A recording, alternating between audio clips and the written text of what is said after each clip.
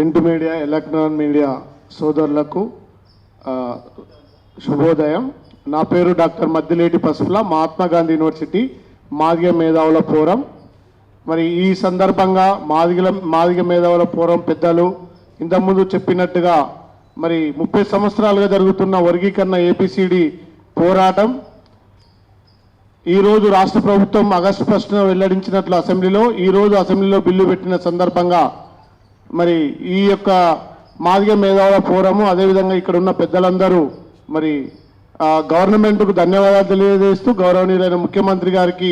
మరొకసారి కృతజ్ఞత తెలియజేస్తున్నాం. ఒక్క విషయము, ఎవరు అవునన్నా కాదన్నా ఒప్పుకున్నా ఒప్పకపోయినా ఇష్టం ఉన్నా ఇష్టం లేకపోయినా 30 సంవత్సరాల వర్గీకరణ ఉద్యమంలో మాదిగ ఉపకులాలను అదేవిధంగా సమాజంలో ఉండే సబ్బండ కులాలు జాతులు మతాలకు అతీతంగా మరి అందరినీ కూడగట్టి ఈ యొక్క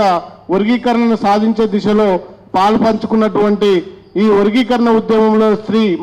మందకృష్ణ మాదిగ గారి యొక్క కృషి, తన జీవితం సర్వం దీనికి దారపోసిండు. అవునన్నా కాదన్న అభినవ సామాజిక ఉద్యమ నేపథ్యం కలిగిన వ్యక్తి పద్మశ్రీ మందకృష్ణ మాదిగ గారు. కాబట్టి ఈరోజు దానికి నిదర్శనమే ఈ వేదిక మీద ఉన్న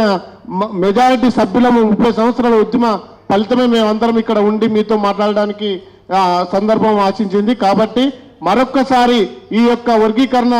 ఏపీ చిరకాల వాంఛ అయినటువంటి మాదిగ ఉపకులాల చిరకాల వాంఛ అయినటువంటి వర్గీకరణను బిల్లు పెట్టి సాధించినటువంటి ముఖ్యమంత్రి గారి రేవంత్ రెడ్డి గారికి, అదేవిధంగా వాళ్ళ మంత్రివర్గ సభ్యులకు, అదేవిధంగా ఏకసభ్య కమిషన్కి అందరికీ మరొక్కసారి ఈ యొక్క వర్గీకరణ ఉద్యమంలో 30 సంవత్సరాలుగా గల్లీ నుంచి ఢిల్లీ వరకు ప్రతి కులము మతము జాతి లేకుండా పార్టీలకు అతీతంగా మతాలకు అతీతంగా కులాలకు అతీతంగా అదేవిధంగా అందరూ సంఘీభావం తెలిపి సపోర్ట్ చేసి అన్ని రకాలుగా ఈ ఒక రూపం దాల్చే విధంగా సహకరించిన ప్రతి ఒక్కరికి సభాముఖంగా పేరున ధన్యవాదాలు తెలియజేస్తూ, అదేవిధంగా మరొకసారి గౌరవ ముఖ్యమంత్రి గారికి కృతజ్ఞతలు తెలియజేస్తూ, ఏవైనా మార్పులు చేర్పులు అలాంటివి టెక్నికల్ ఇష్యూస్ ఉంటే మరి గౌరవనీయ ముఖ్యమంత్రి గారు మరొకసారి మా యొక్క